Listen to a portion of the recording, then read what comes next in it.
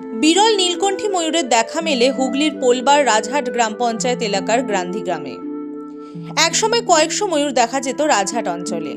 পরবর্তী সময় খাদ্য ও বাসস্থানের সমস্যায় সেই ময়ূর ছড়িয়ে পড়ে আশেপাশের পোলবা, সুগন্ধা, ব্যান্ডেল, করলা এলাকায়। মূলত আমবাগান, বাঁশবাগানগুলি ছিল ময়ূরের চারণভূমি।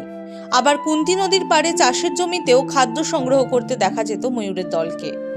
এখন অবশ্য সেই সংখ্যা কমে গেছে। আন্তর্জাতিক জীববৈচিত্র্য দিবসে ময়ূর বাঁচাতে সচেতনতার পাঠ দেওয়া হলো পোলবার রাজহাটে।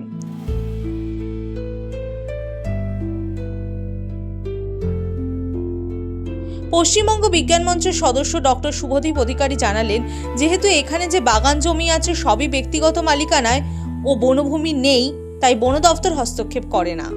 ব্যক্তিগত উদ্যোগেই দেখাশোনা চলে ময়ূরের। ফসলের কীটনাশক দেওয়া হয়, সেই ফসল খেয়ে ময়ূর অসুস্থও হয়ে পড়ে। তাই গ্রামবাসীদেরকে সচেতন করার উদ্দেশ্যে এই শিবির।